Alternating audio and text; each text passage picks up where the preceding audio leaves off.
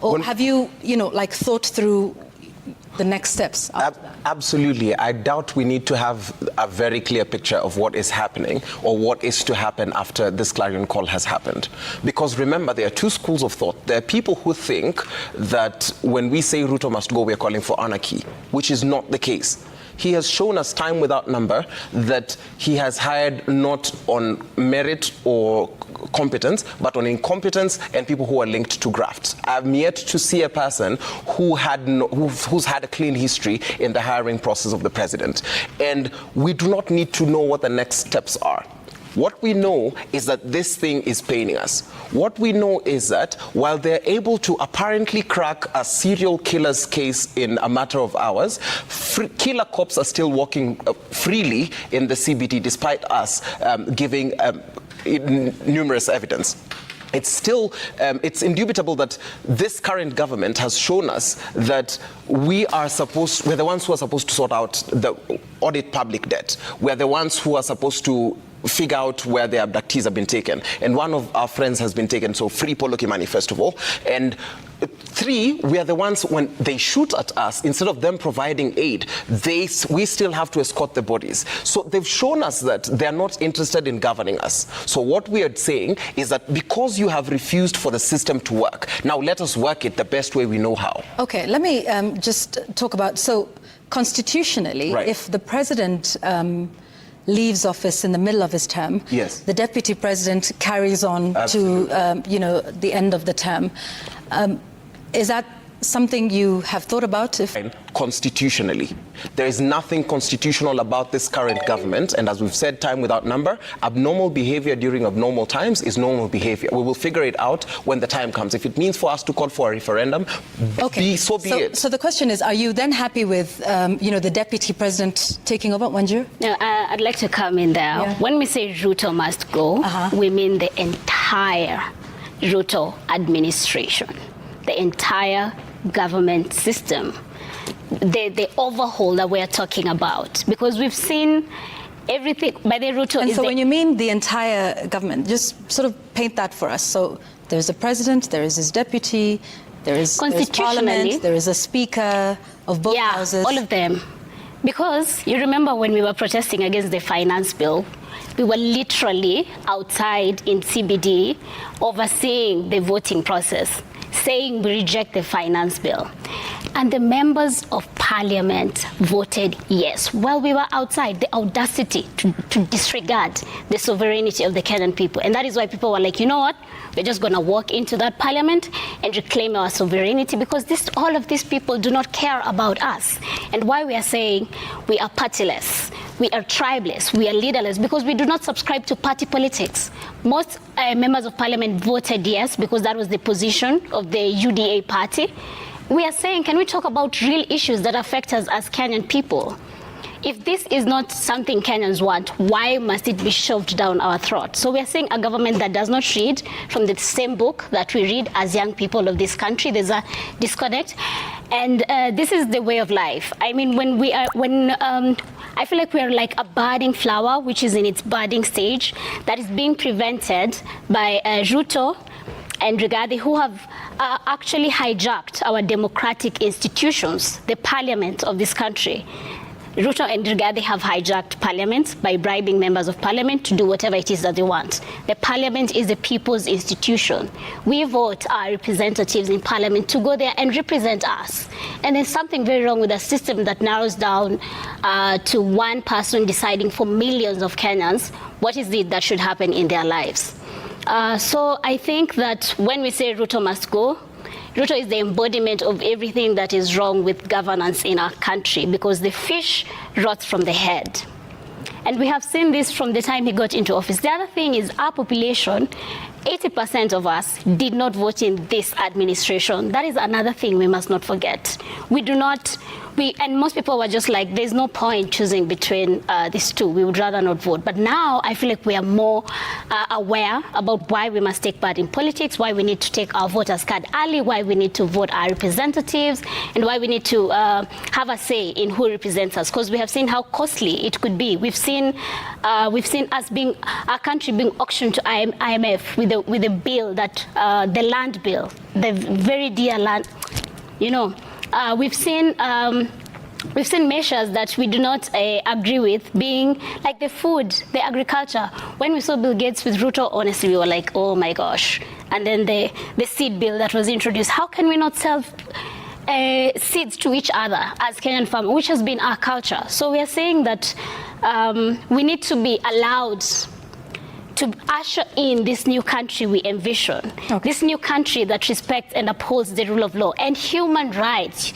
Nobody should die for coming out to protest for good governance. Okay, so Mercy, if what I hear, and maybe you can correct me just so we get an understanding.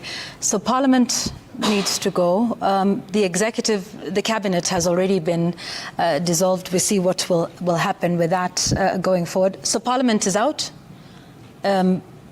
You're saying the executive would be out, county governments. So, I mean, I think it's, so what happens if we rout out everybody? Then what? Do we go to an election? Do we follow the Constitution? Because as I understand it, you're saying, you know, the Constitution is what you are fighting for, right? And it's full implementation. So all of that has that procedure. So if, you know, the president is not there, the deputy president takes over. If that does not happen, then it's the speaker for 60 days, after which there's an election. Is that where you foresee this going? If you're saying everybody must go? I mean, I think people just want to understand where this goes from here. According to me, I think the president must accept that this government has failed. And by firing all the CSs, that means you have seen that all sectors are not working.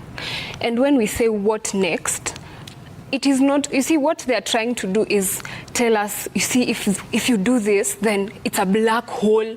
There's nothing that you guys can do. We are going to go into anarchy. And someone said something very profound on X. They said, when they want to tax us, they compare us to Singapore. When we ask for accountability, they compare us to Sudan. And so when we say even the parliament must go, we mean that they have lost legitimacy. They do not represent the will of the people. They do not represent, they do not have our best interests at heart. So when they go there, they decide what they want, what benefits them, and it's not about us. It's no longer about the citizen. It is no longer about the Kenyan person. So the Constitution has provided everything that we need moving forward. It is not that we are going to go into a black hole. Okay. It is not like that. Do you foresee an election? Is that where you think it's going, Kasmuel? I think we foresee good governance first. And I think it's an unfair question for the country to ask if we're still losing 2 billion in a day. It is a very unfair, it's the same way I could still ask this government, why are children going hungry every single day they go to school?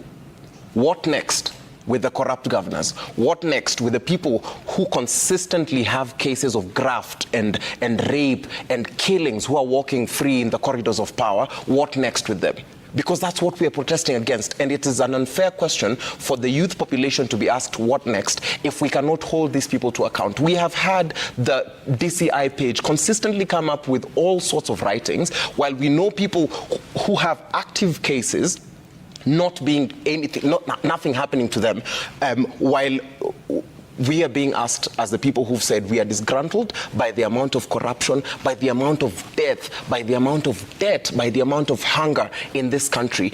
I think it is an unfair question for us to ask. So what we are saying is, we want this issue of corruption sorted out first, because that is possible to sort out without going into another election. Okay, but you want everybody out? Yes. So then how is the corruption sorted? You do realize that the people who are perpetrating this corruption are the same people that are in office. Because when we were occupying, you saw the protests were organic and they were everywhere. We have been accused of being funded by the Ford Foundation. I have not worked for the past 2 months just for putting the interests of the country ahead. So while they look at it and they think it is such a great inconvenience, it is such a great inconvenience to me as well that my sister cannot afford university education.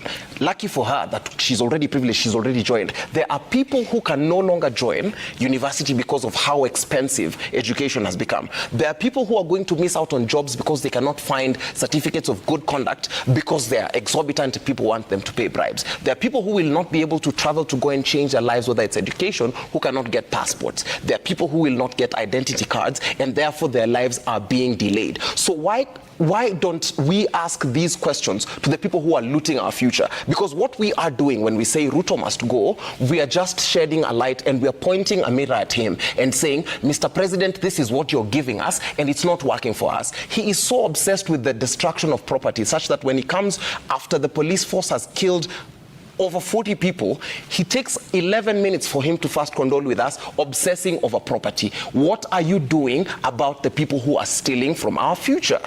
That's part of what we're interested in knowing. Before we figure out what next steps are, we want this current generation, this current crop of leaders to tell us what it is that they're doing for us currently. Because as it stands, it does not serve us. It does not serve the people that the sovereign people of Kenya. It does not serve us. So we'd rather not have a system at all because the system we have currently does not work for us. Okay, Wanjiru, a quick one before we take a break and go to X Spaces. If Ruto leaves tomorrow, yeah, oh my, that made me so happy to imagine. Yeah. And then what? Yeah, what would we do? What if next? If Ruto leaves tomorrow, there's this narrative that there's going to be a leadership vacuum. First of all, there's no leadership at all in this country, so there's not going to be a major difference.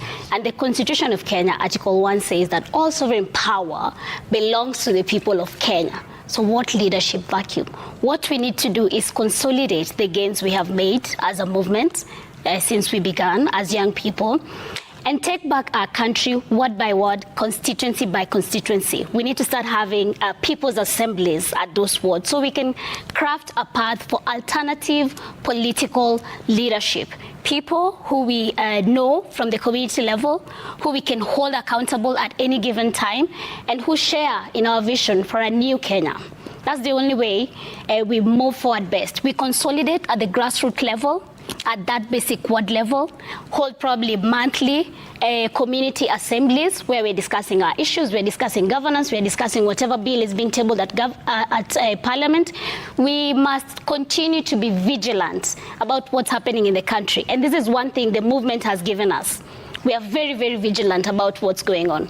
But now, can we bring the other people who are not on social media up to speed? Can we have, there's something we really celebrate at the social justice movement, which is collective intellect. Can we have everybody bring in the ideas about how to take Kenya forward at that basic community level? This traditional community has been celebrating academic progress, PhD levels. We have seen David Ndii, as an economist, has completely failed the country, so we don't go that. Some of these questions as well, the practicality of the Constitution and where we go from here.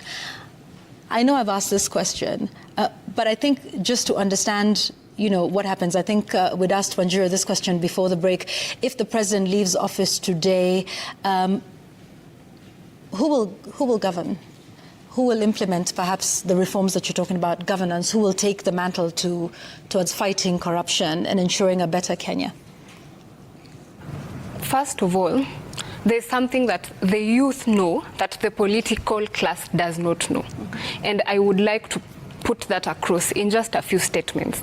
The older generations in all positions of leadership in this country have lived their lives.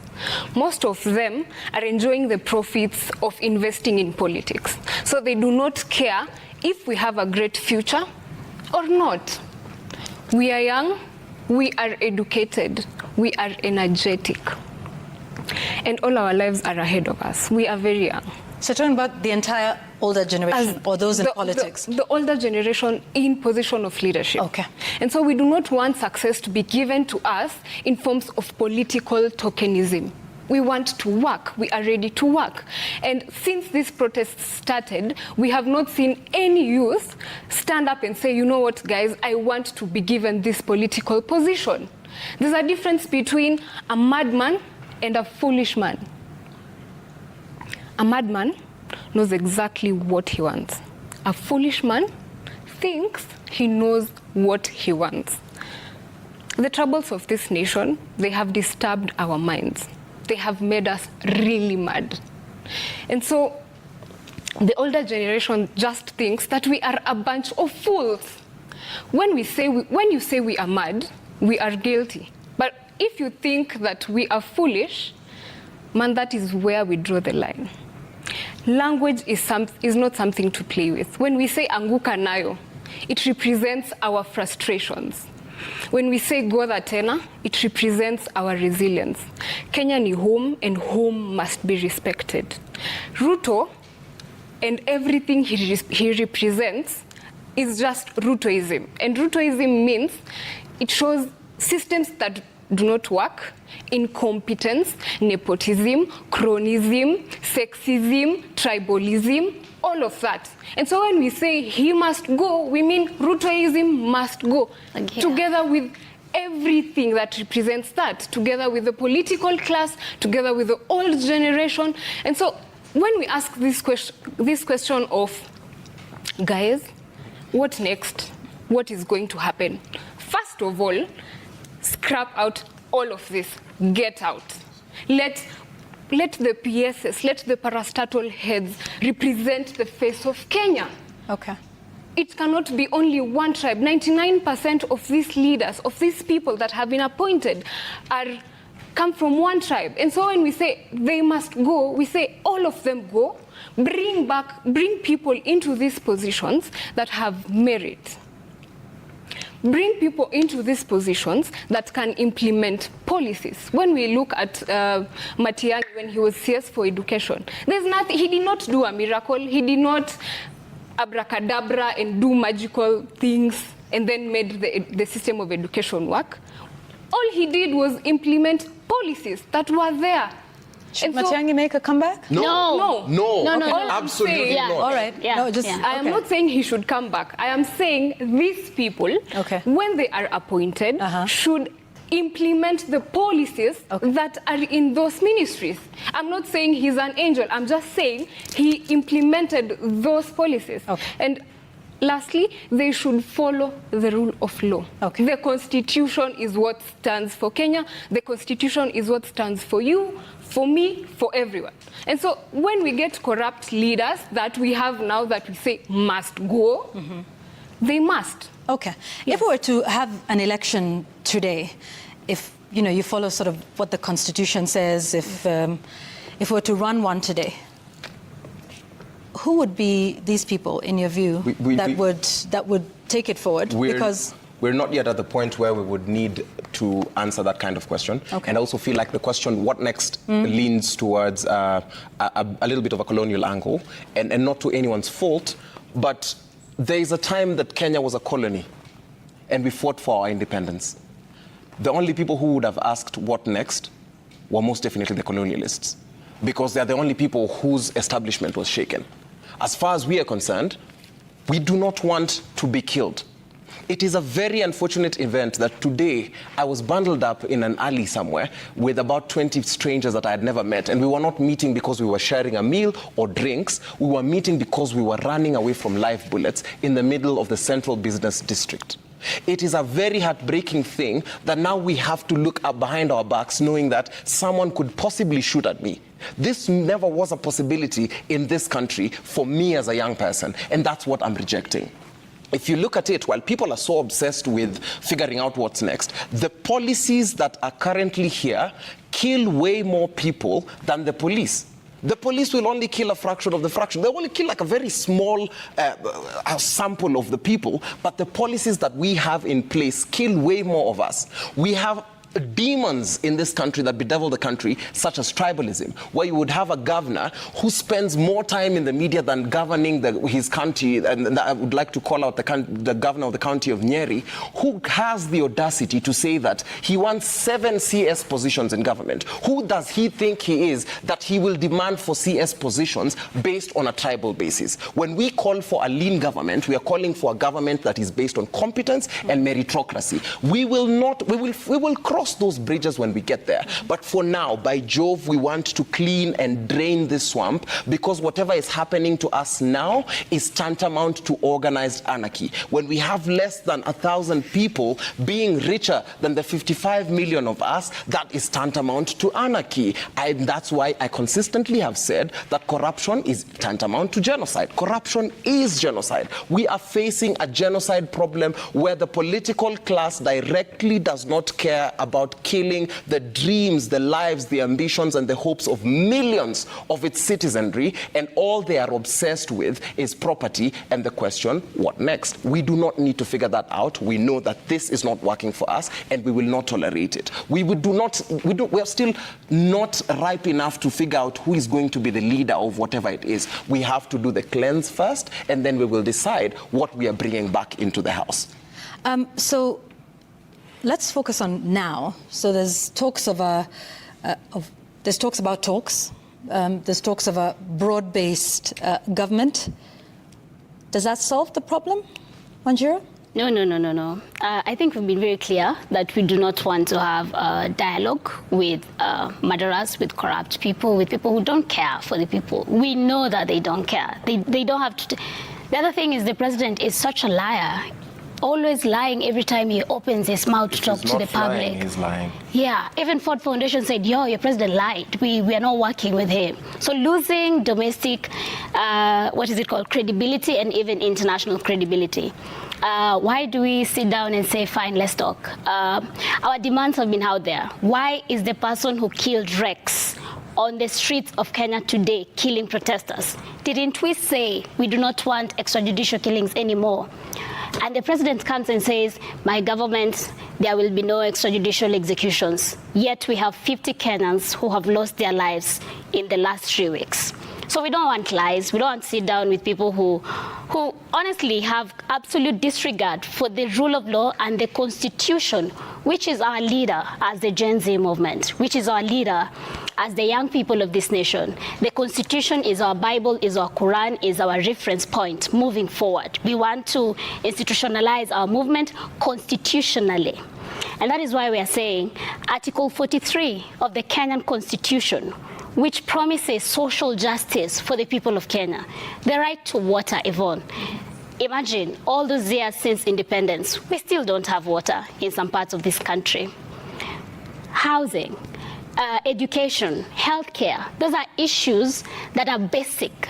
And now this new alternative political leadership is about discussing about those matters at our community level, at that grassroots level. Can we talk about how do we ensure we have water in the community?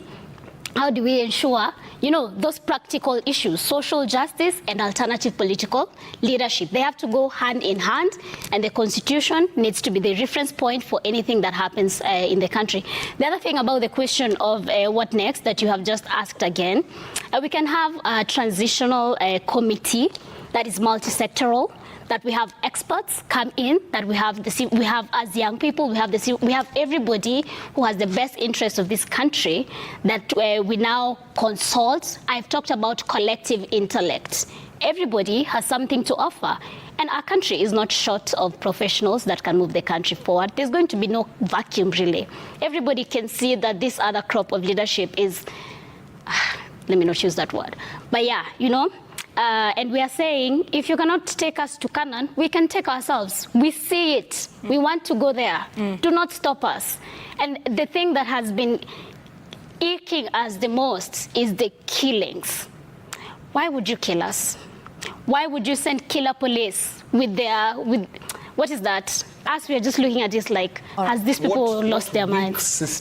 What weak system is this that we live in? What weak police system is this that the only time they can showcase their prowess in the line of fire is while firing at innocent protesters who are only armed with roses and water bottles? What weak men are these that we are giving guns that the only time they can prove their competence is when they're shooting at innocent protesters? What weak men are these that for them to only prove whatever their source of power is while shooting a child in the leg? What weak men are these that for them to show their power, what they have to do is shoot a marked journalist? What weak men are these that they have to shoot innocent protesters in the head? What weak men are these that they cannot even show their faces? Not once have I walked in the streets with my face covered. I'm walking as a marked man in my own country, but a gun-wielding criminal in military or police fatigue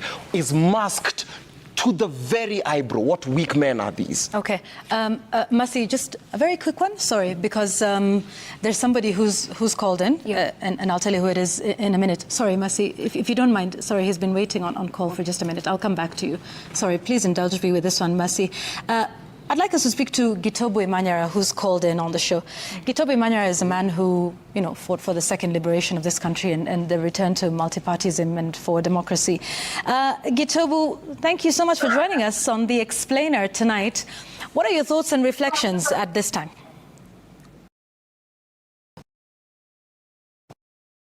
I think there's something very crucial that we are forgetting. We have asked very good questions. Is it not enough that you are killing us? Is it not enough that you are abducting us? Is it not enough that you are threatening us in our own country, at home? They are now going after Gen Alphas. They are going after Gen Zs. They have gone after millennials. Now they are going after Gen Alphas. How, you will ask? The education system. You want to reduce capitation, you want to reduce the access to education, you want to take the money that is meant for education and put it somewhere else. And so these Gen Alphas and our children yet to come will not get the free education that we got. What is the intention? Are you trying to keep us illiterate so that you can control us? Are you trying to take away from the progress that we have made as a country? Education should be free, from the primary schools to high schools to university. What is this information that you feel that if we get, we are going to be powerful? And what is this that you're hiding that you do not want us to find out? Especially in education, and agriculture. So you want to break the backbone of this economy so that we will always come back to the political class and tell you guys, please help us, please help us. The way forward is very simple. Make systems work. Kenya ni home. Make things work at home. Is it not enough that people took school fees that was meant for students in Uasin Gishu County? And let me make this very clear. There is one person that was very central in all of this. And right now, in the system of health, in the Ministry of Health, they chair the Ministry of Health. Someone who has cases in court. Finya. Niulize, health system, itafanya aje kazi? How are we going to get medicine in hospital? It was not enough that you took school fees. Now we want to make our people remain sick. We do not want to give enough doctors. We do not want to post interns. We do not want to release the money that should be for hospital. Now you have broken the education system. You want to come to agriculture with fake fertilizer, fake seeds. I think people have forgotten that people in Baringo actually harvested maize cobs last year. You want to break that. You want to break the Ministry of Health so that we will remain always begging, always coming to you on our knees and telling you guys, please help us, please. Yeah. It is enough. Okay. It is enough. Everyone needs to know that it is enough. Okay, great. Kasmuel, final comments? There comes a time when we have to do the things that need to be done, and the time is now. The president has time without number called for dialogues, but I am inclined to believe that he is only giving us lip service. He is not interested in any form of dialogue because we have shown up in the streets to humbly petition and state our case, and we have been met with the bullets and tear gas and that irritating water. We demand that the people who have been arrested and abducted be released unconditionally as a sign of goodwill. We demand that there be heads rolling in the police department because there are people who gave those orders. If you have seen, because I have witnessed today a man lose his life, if you saw how heartless those people were, they felt like they had immunity. Let us find the people who have been issuing those directives and commands. Corruption should be made a capital crime because it is genocide. What you're doing to us as the ruling and political class is nothing but killing us as the young people of the country. We demand accountability from the ruling class. We demand that you stop hiring on basis of tribe and cronyism and you start hiring on capacity and merit. We demand as young people that you respect our lives, that you stop killing us. One life was one too many. There are people who will never walk again. And that's why we walk on the streets. And we demand that you follow this constitution, because all sovereign power belongs to the people of Kenya and shall be exercised only in accordance to this constitution. You are playing outside the constitution. We still honor it. Mr. President and your administration, make things right with this country. Show us that goodwill which you speak of. And remember that while you can kill a revolutionary, you cannot kill the revolution. Thank you, Kasmuel. Amazing. I like that. Yeah. Each generation must discover its mission and fulfill it in relative capacity, as said by Frantz Fanon. The mission of our generation is to weed out bad leadership in our country. In honor, the preamble of the Kenyan Constitution honors all those who gave their life for a better country. And I want to address the Kenyan people. I think we have already told the president and the ruling elite enough. Dear Kenyans, no one is coming to rebuild Kenya for us. Sisi ndio tuko. And we are the ones who've been waiting for, dear young people. So let us take the initiative to actually rebuild, to consult at that grassroots level. I really want to emphasize that the way we are saying we are leaderless, we are actually leaderful, because everybody is showing leadership from every point they are at. Let us continue showing this leadership to our community members and take the initiative to have the people's assemblies. Let that be like our people's parliament, where we discuss issues and make decisions that directly affect us under Article 43 of the Kenyan Constitution and Article 1 of the Kenyan Constitution. That is our Bible, our Quran, our new tribe Katiba. Thank you. Yeah, Viva. Thank you. Wanjiru, who's an activist. Kasmuel McOure, who's a revolutionary artist. Mercy Tarus, who's the founder, Kenya Ni Home Initiative. Thank you all for being here with us on the program tonight. And